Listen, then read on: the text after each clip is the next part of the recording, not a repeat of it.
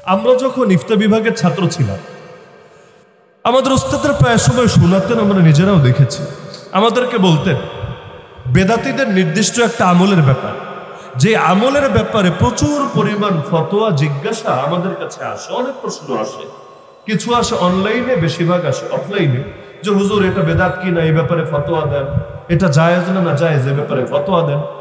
হুজুররা বলতেন আমরা এই মার্কাজুদ দাওয়ার বয়স তখন 20 বছর অতিক্রম হয়ে গিয়েছে, যে আমরা এই দীর্ঘ 20 বছরেও এর বিপক্ষে লিখিত একটা ফতোয়া দেইনি। কিসের জন্য? যে আমরা সেটাকে নাজায়েজকে জায়েজ মনে করি, বেদাতকে আমরা সুন্নত মনে করি, এজন্য না, বরঞ্চ এই জিনিসগুলো ফতোয়ার দ্বারা পরিবর্তন হবে না। আমার লোকেরা নিয়ে আমার ফতোয়া হাজির করবে, আর তারা তাদের মৌলবীর থেকে ভিন্ন ফতোয়া এনে হাজির করবে। এরপর ফতোয়ায় ফতোয়ায় মারপিট হবে। একজন দাঁড়িয়ে বলবে দেখো আমার হুজুর এই ফতোয়া দিয়েছে, আর একজন দাঁড়িয়ে দেখাবে দেখো আমার হুজুর এই ফতোয়া দিয়েছে। এরপর পাবলিক ব্যাস শুরু করবে। তাহলে সমাধান হবে কিভাবে? বলতেন সমাধান হবে দাওয়াতের মাধ্যমে। আগে দিল তৈরি করতে হবে। দিল যদি তৈরি হয় তখন লিখিত ফতোয়া দিতে হবে না, বরঞ্চ মুখে বলে দিলেই চেঞ্জ হয়ে যাবে। আর দিল যদি তৈরি না হয়, লিখে যদি গলায় তাবিজ বানিয়ে ঝুলিয়ে দেওয়া হয়, তবুও পরিবর্তন হবে না। তো সুতরাং সবকিছু ফতোয়া দিয়ে চেঞ্জ হয় না। এই যে যেই সরকার গেল, এদের বিরুদ্ধে কয়টা ফতোয়া দিলে এদের পরিবর্তন হতে পারে বলেন তো? যে হাটহাজারী মাদ্রাসা থেকে ফতোয়া, মার্কাজুদ দাওয়া থেকে ফতোয়া, বসুন্ধরা থেকে ফতোয়া, রহমানিয়া থেকে ফতোয়া, এরকম কয় হাজার ফতোয়া দিলে তাদের পরিবর্তন হতো বলেন? হতো জিন্দগি তো। কিন্তু এখন আর ফতোয়া লাগবে না, কোনো ফতোয়া লাগবে না, বরঞ্চ এখন বক্তব্যের বাচ্চারাও বাস যথেষ্ট তাদেরকে নিয়ে মাসালা ক্লিয়ার করার জন্য। তাহলে সমাজ কখনো শুধু ফতোয়া দিয়ে পরিবর্তন হয় না। ধরেন আমাকে দাওয়াত দিলেন, আসলাম সাজনপুর, এসে আমি ভাবলাম যে এলাকায় কি কি ভণ্ডামি আছে, কি কি বেদাত আছে খবর নিয়ে ব্যাস একসাথে আমি আজকে বলে গেলাম বেদাত নাম্বার 1 শোনো সবাই, বেদাত নাম্বার 2 শোনো সবাই, বেদাত নাম্বার 3 শোনো সবাই, তালিকা একটা ধরিয়ে দিয়ে চলে গেলাম। কি মনে হয় সমাজ পরিবর্তন হয়ে যাবে না? আর সমাজ তো পরিবর্তন হবেই না, মাহফিল শেষ হতে দেরি, মাহফিল কমিটি মাইর খেতে দেরি হবে না। যে কি রে এটা কি হুজুর নিয়ে এসেছিস, প্রথম দিনই এলাকায় আগুন ধরিয়ে দিয়ে গেছে, তাহলে হুজুররা তো আর কিছু করতে পারছি না, কিন্তু তোদেরকে তো আর এলাকায় থাকতে দেওয়া যাবে না। তাহলে ফতোয়া দিয়ে সমাজ পরিবর্তন হয় না। সমাজ পরিবর্তনের জন্য দিল তৈরি করা লাগে, এর জন্য ব্যাপক দাওয়াত দেওয়া লাগে। তাহলে আমার মূল কথা আজকে এটাই যে আহলে সুন্নাত ওয়াল জামাত যদি প্রত্যেকে হতে চাই এবং সমাজকে আহলে সুন্নাত ওয়াল জামাতের রঙে রঙিন করতে চাই, তাহলে আমাদের সবাইকে এক ব্যাপক গণজাগরণ, গণ আন্দোলন বাতিলের বিরুদ্ধে গড়ে তুলতে হবে। পারবেন না ইনশাআল্লাহ? পারবেন না ইনশাআল্লাহ? দাওয়াতের কি ফায়দা হয় আমি আজকে 2টা উদাহরণ দেব। 2 উদাহরণে যাওয়ার আগে 1 নম্বর একটা বিষয় সতর্ক করব। আহলে সুন্নাত ওয়াল জামাতে যদি আমাদের আদর্শ হয়, তাহলে যে কোনো ইবাদতের ক্ষেত্রে তো আমাদের এটা দেখা উচিত রাসূল করেছেন কিনা, সাহাবায়ে কেরাম করেছেন কিনা। খুব ভালো করে বোঝেন, আমল করলেই সওয়াব হয় বিষয়টা এমন না। অনেক ক্ষেত্রে আমল করলে উল্টা গুনাহ হয়। বলবেন কিভাবে? আমি জিজ্ঞাসা করি আপনাদেরকে, সবাই জবাব দিয়ে নামাজ পড়া ভালো নাকি খারাপ? আরে বলেন না। সবাই একমত তো আমার সাথে? কারো দ্বিমত থাকলে বলেন। সবাই একমত? আচ্ছা এবার আমাকে বলেন, যখন সূর্য ওঠে, যখন সূর্য ডোবে, আর যখন সূর্য ঠিক মাথা বরাবর মাথার উপরে থাকে, এই 3 টাইমে নামাজ পড়লে কয়টা করে নেকি পাওয়া যায়? হ্যাঁ, এখন সবাই বলছে গুনাহ হয়। একটু আগে না বললেন নামাজ পড়া ভালো, নামাজ পড়লে সওয়াব হয়, কিন্তু এখন বলছেন হুজুর না এই টাইমে নামাজ পড়লে গুনাহ হয়। তাহলে কি বুঝলেন? নামাজ পড়া ভালো, তবে সেটা পড়তে হবে রাসূলুল্লাহ সাল্লাল্লাহু আলাইহি ওয়াসাল্লামের তরিকা অনুসারে। রাসূল যা নিষেধ করেছেন সেই তরিকা মতে না। এই 3 টাইমে নামাজ পড়তে রাসূল নিষেধ করেছেন, সুতরাং এই 3 টাইমে নামাজ পড়লে এই নামাজের দ্বারা জান্নাতের পথে আগাবেন না, উল্টা জাহান্নামের পথে আগাবেন। 2 নম্বর উদাহরণ, রোজা রাখা ভালো না খারাপ? সবাই একমত তো? যদি ঈদের দিন রোজা রাখেন, কোরবানির দিন রোজা রাখেন, আর কোরবানির পরের 3 দিন রোজা রাখেন, কয়টা করে নেকি পাওয়া যাবে বলেন? কোনো নেকি হবে না, গুনাহ তো হবে নাকি? তাহলে একটু আগে বললেন রোজা রাখা ভালো, এখন বলছেন না এই 5 দিন রোজা রাখলে গুনাহ হবে। কেন? কারণ জব সিম্পল, যে হুজুর রোজা রাখা ভালো, কিন্তু সেই রোজা হতে হবে রাসূলের তরিকা অনুসারে। বছরে এই 5 দিন রাসূল রোজা রাখতে বলেন নাই, উল্টো রোজা ছাড়তে বলেছেন। সুতরাং কেউ যদি এই 5 দিন রোজা রাখে, রাসূলের চাইতে বড় বুজুর্গি দেখাতে চায় এমন ভাব যেন ধরেছে। রাসূল না করেছেন আর সে এটাকে হা বলতে চাচ্ছে, তার মানে তার পরিণতি জান্নাতের দিকে আগাবে না, জাহান্নামের দিকে আগাবে। বিয়ে করা ভালো নাকি না করা ভালো? সবাই একমত তো? কেন বিয়ে না করলে ব্যস্ততা কম, বিয়ে না করলে পেরেশানি কম, কামাই রোজগারের চিন্তা কম, কত ঝামেলা কম। তাহলে তো অনেকের যুক্তি বলবে বিয়ে না করলেই তো ভালো, बिया मानी तो हैरानी परेशानी, शादी करना शौक है, चंद रोजे का रौक है, फिर गले में तौक है, शादी मुकुन शादी मुकुन शादी मुकुन। तो বিয়ের বিষয়টার ক্ষেত্রে আপনার যুক্তি যাই বলুক না কেন, আল্লাহ নবী স্পষ্ট বলেছেন বিয়ে হলো আমার সুন্নত, যে আমার সুন্নত থেকে মুখ ফিরিয়ে নিবে সে আমার উম্মত না। তাহলে কি বুঝলেন যে প্রতিটা জিনিস যদি রাসূলের তরিকা অনুসারে হয় সেটা দামি হয়ে যায়, রাসূলের তরিকার বাইরে হয় সেটা ভণ্ডামিতে পরিণত হয়। প্রেম আর ভালোবাসা অনেক ভালো জিনিস। স্ত্রীর দিকে কেউ যদি মহব্বতের নজরে তাকায় আর স্ত্রীও যদি স্বামীর দিকে মহব্বতের নজরে তাকায়, হাদিসে আছে আল্লাহ নিজে তাদের উভয়ের দিকে রহমতের নজরে তাকায়। আল্লাহ রাসূল সাল্লাল্লাহু আলাইহি ওয়াসাল্লাম যখন গ্লাসে পানি পান করতেন, আগে আম্মাজান আয়েশাকে দিতেন যে তুমি পানি পান করো, আম্মাজান আয়েশা পান করতেন। এরপর আল্লাহ রাসূল গ্লাসটা হাতে নিয়ে আম্মাজান ঠিক যেই জায়গায় মুখ দিয়েছেন সে জায়গায় মুখ দিতেন, মুখ দিয়ে পানি পান করতেন। কিসের জন্য? আরে মহব্বতের জন্য।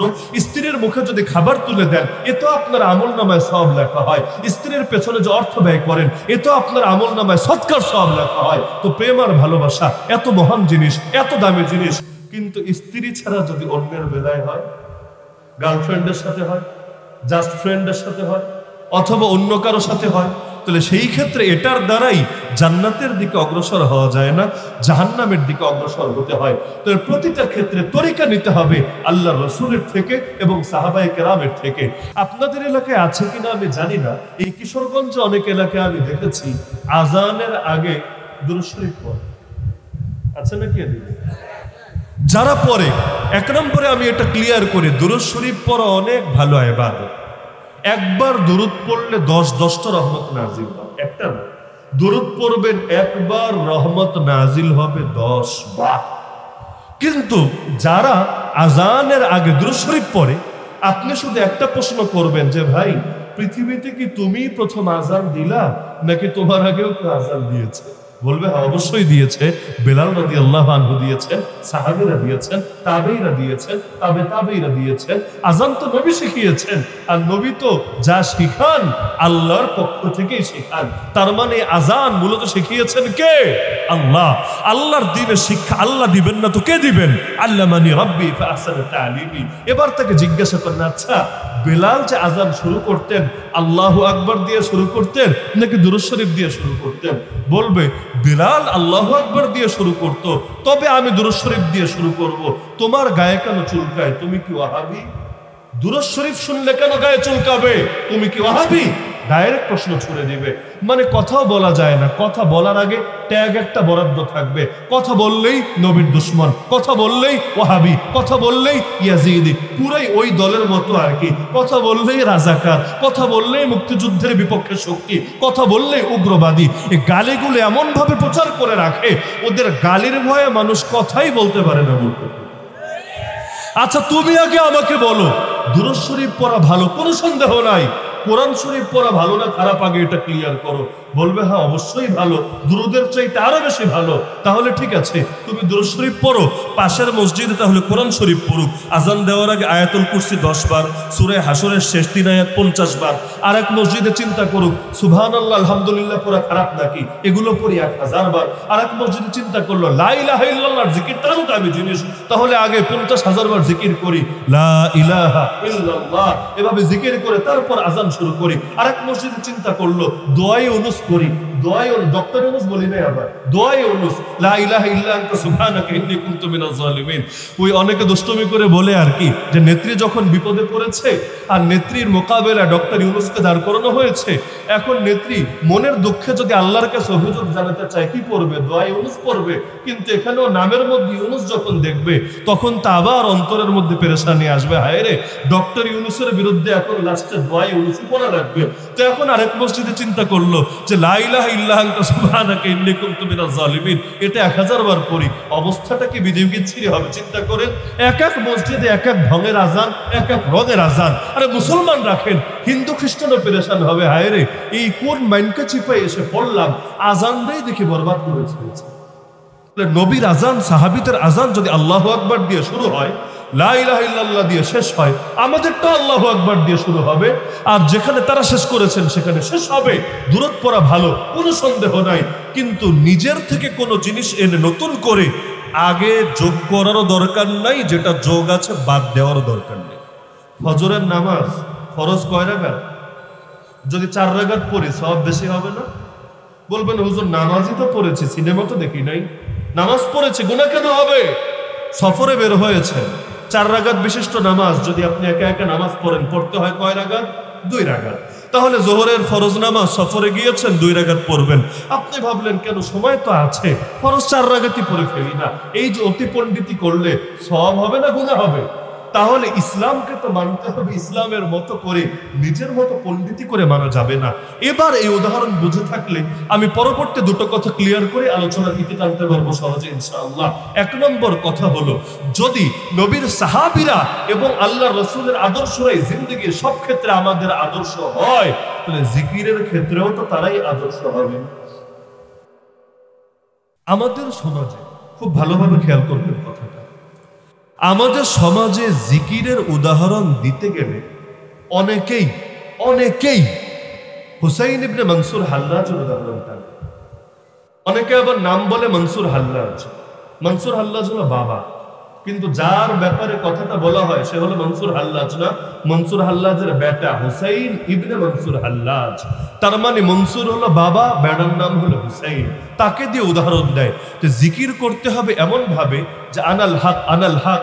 জিকির করতে করতে এক পর্যায়ে তিনি বলে ফেলেছিলেন আমি আল্লাহ আমি আল্লাহ আমি আল্লাহ, মানে আল্লাহর প্রেমে এমন ভাবে বিলীন হয়ে গিয়েছিলেন যে আর নিজেকে কন্ট্রোল করতে পারেন নাই, নিজের ব্যাপারে দাবি করে বসেছেন যে আনাল হক আমি আল্লাহ আমি আল্লাহ। এই যে উদাহরণটা, এখানে আমি সহজ সহজ 3টা কথা যোগ করছি, কোনো ফতোয়া না, 3টা কথা। 1 নম্বর কথা হলো, খুব ভালো করে মাথায় রাখবেন, নবীর সাহাবীরা কি জিকির করেন নাই? তাবেঈরা কি জিকির করেন নাই? তাবেঈরা কি জিকির করেন নাই? আল্লাহ রাসূল কি জিকির করেন নাই? যদি তারা জিকির করেই থাকেন, জিকিরের ক্ষেত্রে তাদের আদর্শ না বলে আমরা পরবর্তী কাউকে এত বেশি হাইলাইট করছি কোন দুঃখে। সাহাবীরা কিভাবে জিকির করতেন অনেক মানুষ ঠিকমতো জানেই না, এগুলো আলোচনার মধ্যে আসেই না। একটা জিনিস মাথায় রাখবেন, কেউ যদি কোনো বিশেষ হালতের শিকার হয়ে এমন কিছু করে ফেলে যেটা স্বাভাবিক না, যেমন হাদিসের মধ্যে আছে, কোন বান্দা যদি তওবা করে আল্লাহ তার তওবায় এত বেশি খুশি হন। আল্লাহ রাসূল উদাহরণ দিতে গিয়ে বলেছেন, একজন লোক মরুভূমিতে গিয়েছে উট নিয়ে, তার খাবার তার পানি সব উটের সঙ্গেই বাঁধা, কিন্তু হঠাৎ করে মরুভূমির মধ্যে সে এক জায়গায় বিশ্রাম করছিল। এখন বিশ্রাম থেকে উঠে দেখে উট তো আর নাই, উট হারিয়ে গেছে। আর উটের সঙ্গে যে পানি ছিল পানিও নাই, যে খাবার ছিল খাবারও নাই। আর এত বিশাল মরুভূমি, এখান থেকে বের হওয়ার মতো কোনো সুযোগও নাই। কি পরিমাণ পেরেশান হবে সে। আর মরুভূমি এমন কোনো জায়গা না যে একদিকে হাঁটতে থাকলে আমার রাস্তা বের হবে, বরং অনেক ক্ষেত্রে এমন হয় একদিন পরিমাণ হাঁটবে, হেঁটে দেখবে যেখান থেকে শুরু করেছে ওই জায়গায় এসে পৌঁছিয়েছে। মরুভূমির জাহাজে বলা হয় উটকে। তো কি পরিমাণ বিচলিত থাকবে, তার জান নিয়ে তো সে চিন্তায় পড়ে যাবে। এমন অবস্থায় আবার মনে করেন ঘুমিয়ে পড়েছে, ঘুম থেকে জেগে দেখে তার উটও তার সামনে, আর উটের উপর যে পানি আর খাবার ছিল সেটাও আপন জায়গায় বহাল। এতে যে খুশি হবে আল্লাহ এর চাইতেও বেশি খুশি হন। কিন্তু নবী এটা বুঝাতে গিয়ে কথায় শেষে এটা যোগ করেছেন যে সে উটটা পেয়ে এত বেশি খুশি হয়ে গেল, খুশির ঠেলায় বলে ফেললো, স্বাভাবিক সেন্সে না, খুশির কারণে সে বলে উঠলো, আল্লাহ তোমার প্রশংসা, তুমি আমার বান্দা, আমি তোমার খুদা। বলতে চেয়েছে কি যে তুমি আমার রব, আমি তোমার বান্দা। কিন্তু এত বেশি খুশি হয়ে গেছে, মৃত্যুর ভয় থেকে বেরিয়ে সামনে সব স্বাভাবিক পেয়ে এত আনন্দের আতিশয্যে লিপ্ত হয়েছে, মাথা ঠিক মতো কাজ করে নাই। বলতে চেয়েছে ওইটাই, কিন্তু বের হয়ে গেছে উল্টাটা, যে আল্লাহ তুমি আমার বান্দা, আমি তোমার রব, আমি তোমার খোদা। এই কথা বলার কারণে সে কি বেঈমান হবে? কারণ সে ইচ্ছায় বলে নাই, আনন্দের আতিশয্যে সেন্সের উপর নিয়ন্ত্রণ রাখতে পারে নাই। আল্লাহ নবী বলেন, বান্দা যখন তওবা করে আল্লাহ এই ব্যক্তি যতটা খুশি হয়েছে উঠবে এর চাইতেও বেশি খুশি হন। তাহলে এখান থেকে কি বুঝলেন? যদি কেউ সেন্স হারিয়ে ফেলে আর সেই সময় অস্বাভাবিক কোনো কাজ করে ফেলে, আল্লাহ তাআলা তাকে মাফ করবে। জিকির করতে গিয়ে কারো যদি এমন কোনো হালত হয় যেটা স্বাভাবিক না, অভিনয় না, অভিনয় না, কেউ যদি অভিনয় করে করে সেটা ভণ্ডামি। কিন্তু জিকির করতে করতে বেহুশ হয়ে গেল, জিকির করতে করতে কোন অস্বাভাবিক কাজ করে ফেললো, নিজের সেন্সের উপর নিয়ন্ত্রণ হারিয়ে, আল্লাহ তাআলা এটা মাফ করবেন, এই হাদিসের আলোকে বলা যেতে পারে। তবে যেই প্রসঙ্গে কথাটা টানলাম, এটা অন্যদের জন্য দলিল হবে না। দলিল হয় সুস্থ জিনিস, অসুস্থ জিনিস দলিল হয় না। দলিল হয় স্বাভাবিক জিনিস, অস্বাভাবিক জিনিস দলিল হয় না। অনেক সময় দেখেন না, জিকির করতে করতে অনেকে পাগলামি শুরু করে দেয়, কিন্তু দেখবেন যিনি জিকির করাচ্ছেন তিনি কিন্তু পাগলামি করছেন না। একজন লাফাতে লাফাতে তার গায়ের উপর এসে পড়ে গেছে, তিনি কিন্তু আপন জায়গায় বসে আছেন, তিনি কিন্তু লাফ দিয়ে মুরিদের উপর পড়ে যান নাই। তাহলে লাফানোটাই যদি কামিয়াবি হতো, তাহলে যিনি জিকির করাচ্ছিলেন তিনিই তো বেশি লাফাতেন। তার মানে লাফানোটা দুর্বলতা, আর নিজেকে ধরে রাখা, স্থির রাখা, এটাই হলো মজবুতি, এটাই হলো সবলতা। তাহলে এখান থেকে কি বুঝলেন যে হুসাইন ইবনে মানসুর হাল্লাজের ক্ষেত্রে যদি আমরা ধরি যে তিনি সেন্স হারিয়ে ফেলেছিলেন, অস্বাভাবিক অবস্থায় উপনীত হয়ে তিনি এই কথা বলে ফেলেছিলেন, তাহলে এটা তো ভাই অসুস্থতার হালত, এটা তো অস্বাভাবিকতার হালত। হ্যাঁ, তার যদি সেন্স হারিয়ে ফেলে আল্লাহ তাকে মাফ করতে পারে, কিন্তু আপনি অন্যদের সামনে এই অসুস্থ সময়ের উদাহরণ টেনে এটাকে প্রমোট দিচ্ছেন কিভাবে? পার্থক্য বুঝতে পারছেন? যে স্বাভাবিক জিনিস দিয়ে আপনি উদাহরণ দেন, অস্বাভাবিক জিনিস দিয়ে উদাহরণ দিয়েন না। মানুষকে আপনি জিকিরের গুরুত্ব বুঝান, লাফানোর গুরুত্ব বুঝাতে যায়েন না। না হলে কি হবে? মানুষ যার ভেতরে সেন্স হারায় নাই সেও লাফাতে শুরু করবে। সে ভাববে যত লাফাবো তত নেকি, লাফাতে লাফাতে যদি পিলারের আগায় উঠতে পারি আরো বেশি নেকি। অথচ এটা নেকির সাথে সম্পৃক্ত না। উপরন্তু কেউ যদি ইচ্ছা করে করে এটা ধোঁকার প্রতারণা ছাড়া কিছু হবে না। হুসাইন ইবনে মানসুর হাল্লাজকে সমাজের মধ্যে প্রমোট দেওয়া কিন্তু কিছুতেই যুক্তিসঙ্গত হতে পারে না, কিন্তু বাংলাদেশে এটা চলে। 2 নম্বর কথা হলো, হুসাইন ইবনে মানসুর হাল্লাজ যেই কথাটা বলেছিল, কেন বলেছিল? একটা ব্যাখ্যা তো আমি দিলাম, কেউ বলে আসলে সেন্স হারিয়ে ফেলেছে, কিন্তু অধিকাংশ ইমাম বলে না, সেন্স হারায় নাই, বরঞ্চ এই যে এই যুগে অনেক মারেফতি আছে না, আরে নিকলির মানুষ তো ভালোই বুঝবেন, আছে না অনেক মারেফতি? ওই দেওয়ানবাগির এক পীর মারা গিয়েছে, কত কত অদ্ভুত অদ্ভুত কথাবার্তা বলে যেত, নিজের ব্যাপারে এমন কথা বলতো যেই কথা যদি কোনো নবী রাসূল বলে তাহলে মানা যেতে পারে, কিন্তু ওর মতো লোকের ক্ষেত্রে কিছুতেই মানা যেতে পারে না। তাহলে অনেক ইমাম বলেছে যে হুসাইন ইবনে মানসুর হাল্লাজ যে কথাগুলো বলেছিল, এই কথাগুলো এই কারণে বলে নাই যে সে সেন্স হারিয়েছে, বরং সে ভণ্ড ছিল, সে ধোঁকাবাজ ছিল, সে প্রতারক ছিল। বড় বড় ইমামরা এটার পক্ষে লম্বা চড়া আলোচনা করে দিয়েছে। এমনকি যারা ইতিহাস পড়েছেন জানেন, ওই যুগে মুসলমানদের খলিফা বুঝেন তো? শেখ হাসিনা খলিফা ছিল? বাংলাদেশে ৭১-এর পরে কোনো খলিফা এসেছিল না। খলিফা মানে হল ইসলামী রাষ্ট্রের যিনি প্রধান হন তিনি। মুসলমানদের খলিফা আলেমদের ফতোয়ার ভিত্তিতে তাকে মুরতাদ হিসাবে, ধর্মত্যাগী হিসাবে মৃত্যুদণ্ড দিয়েছিল।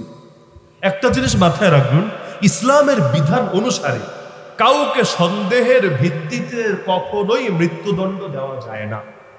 এমনকি যদি ন্যূনতম সন্দেহ জাগে তখনও মৃত্যুদণ্ড দেওয়া যায় না। যেমন মনে করেন 3 জন এসে সাক্ষ্য দিল, 3 জন যে ওই লোক জিনা করেছে, 3 জন বলল যে আমরা নিজের চোখে দেখেছি সে জিনা করেছে। বিচারক কি করবে জানেন? যার ব্যাপারে সাক্ষ্য দিয়েছে তাকে শাস্তি না দিয়ে এই 3 জনকে উল্টা অপবাদের কারণে শাস্তি দিবে, দণ্ড দিবে, তাদের পিঠে ব্যথাঘাত করাবে। কেন? কারণ শাস্তি দিতে চাইলে অন্তত 4 জনের সাক্ষী লাগবে, 4 জন। এখন 3 জন এসেছে, নিজের চোখে দেখেছে না, তাতেও হবে না, 4 জনের 4 জনই লাগবে। এমনকি 4 জন যদি এটা বলে যে আমরা দূর থেকে আওয়াজ শুনেছি, অথবা আমরা অনুমান করে নিয়েছি, তাতেও হবে না, উল্টা এরা মাইর খাবে। বলতে হবে রাআইতুহু ওয়াতিয়াহা ফি ফারজিহা কালমিল ফিল মিকহালা, নিজের চোখে ডাইরেক্ট ওই আসল আমল চলার সময় যেভাবে সুরমাদানির ভিতর লৌহশলাটা প্রবেশ করে ওভাবে আমরা একই হালতের মধ্যে দেখেছি, তখন শাস্তি আরোপ করবে। আর মৃত্যুদণ্ডের চাইতে বড় কোনো শাস্তি তো হয় না। তো মৃত্যুদণ্ড এটা কখনো ধারণার ভিত্তিতে দেওয়া যায় না, যে অন্য মানুষের ঈমান বাঁচানোর জন্য এক বুজুর্গরে মনে চাইলো মেরে ফেললাম, অথবা অন্য মানুষকে সতর্ক করার জন্য মনে চাইলো লটকায়া দিলাম, এই সুযোগ ইসলামে নাই। তাহলে আলেমদের ফতোয়ার ভিত্তিতে তাকে যে মৃত্যুদণ্ড দেওয়া হলো এবং এটা নিয়ে একজন আলেম ওই সময় প্রতিবাদ করলো না, এটাই তো কথার প্রমাণ যে আলেমদের নজরেও সে ভণ্ড ছিল। সে এমন এক ভণ্ড ছিল যে আর মুসলমানই না, বরঞ্চ মুরতাদ হয়ে গিয়েছিল, ধর্মত্যাগী হয়েছিল। আর ইসলাম থেকে কেউ যদি মুরতাদ হয়ে যায় তার সাজা একটাই, সেটার নাম হলো মৃত্যুদণ্ড। তাহলে ওই যুগে আলেমরা মেনে নিল, বাদশাহ মেনে নিল, এর ভিত্তিতে তাকে মুরতাদ হিসাবে সুনিশ্চিতভাবে সাজা দেওয়া হলো, কেউ এটাকে চ্যালেঞ্জ করলো না। আর এতকাল পর এসে আপনার তাকেই প্রমোট দেওয়ার প্রয়োজন পড়লো কেন রে ভাই? সাহাবীর নাম কি আপনার চোখে পড়ে না? তাবেঈর আদর্শ কি আপনি দেখতে পান না? হাসান বসরির জিকিরের উদাহরণ কেন টানছেন না? সে হুসাইন ইবনে মানসুর হাল্লাজকে দিয়ে কেন দলিল দিতে হবে? তাহলে হুসাইন ইবনে মানসুর হাল্লাজকে দিয়ে দলিল দেওয়া এটাও আহলে সুন্নাত ওয়াল জামাত এই শব্দের জন্য মানহানিকর। তাহলে জিকির করবেন, অবশ্যই করবেন, বেশি থেকে বেশি করবেন। জিকির করতে গিয়ে যদি আপনি কখনো সেন্স হারিয়ে ফেলেন, আল্লাহ তাআলা আপনাকে মাফ করতে পারেন, কিন্তু তাই বলে এই রকম কোন অসুস্থ অস্বাভাবিক জিনিসকে উদাহরণ বানানোর কোনো প্রয়োজন আমাদের নাই। মনে থাকবে তো ইনশাআল্লাহ? রোদে কষ্ট দিচ্ছে আপনাদের, এজন্য এই কথাটা আরো লম্বা করতে চেয়েছিলাম, আর লম্বার দিকে যাচ্ছি না। দ্বিতীয় উদাহরণ হলো গণজাগরণ হলে যে কি ফায়দা এটার পক্ষে। আপনাদের মনে থাকার কথা, বিগত ৬-৭ মাস বা আরো কিছু সময় আগে বাংলাদেশে ব্যাপক একটা বিতর্ক শুরু হয়েছিল আল্লাহর রাসূল সাল্লাল্লাহু আলাইহি ওয়াসাল্লামের সাহাবীরা সত্যের মাপকাঠি কিনা, এটা নিয়ে। মনে আছে কিনা? অনেকেরই হয়তো মনে আছে। আজকে আমি এই উদাহরণটা টানছি মূলত একটা ধন্যবাদ জানানোর জন্য। ধন্যবাদটা হলো, গতকাল রাত্রে হঠাৎ করে বইপত্র ঘাটাঘাটি করতে গিয়ে অনলাইনে বাংলাদেশ জামায়াতে ইসলামের গঠনতন্ত্রটা আমার নজরে আসলো, সর্বশেষ সংস্করণ যেটা সেটা। এখানে হয়তো অনেকে থাকতে পারেন বাংলাদেশ জামায়াতে ইসলামের কর্মী, বা এখানে না থাকলেও অনলাইনে যখন আলোচনা যাবে অনেকে হয়তো দেখবে। মূলত ধন্যবাদ জানানোর জন্য, আগেই বলেছি ধন্যবাদ জানানোর জন্য কথাটা আমি টানছি, সেটা হলো ওই সময়ে যে বিতর্কটা হয়েছিল মূলত এটাকে কেন্দ্র করে যে সৈয়দ আবুল আলা মওদুদী মারহুম, তার একটা আলোচনা যেটাকে তিনি জামায়াত ইসলামের প্রতিষ্ঠাতা তো তিনি যে সংবিধান বা গঠনতন্ত্রটা লিখেছিলেন, যেটাকে উর্দুতে দস্তুর বলা হয়, সেখানে বাক্যগুলো কি ছিল আর বাংলা সংস্করণে কি বাক্য এসেছে, এটা বোঝানোর জন্য কথাটা আমি টানছি। এবং কেন আমি ধন্যবাদ দিচ্ছি এটাও ক্লিয়ার করে দিচ্ছি। এবং আমি আশা রাখি শুনলে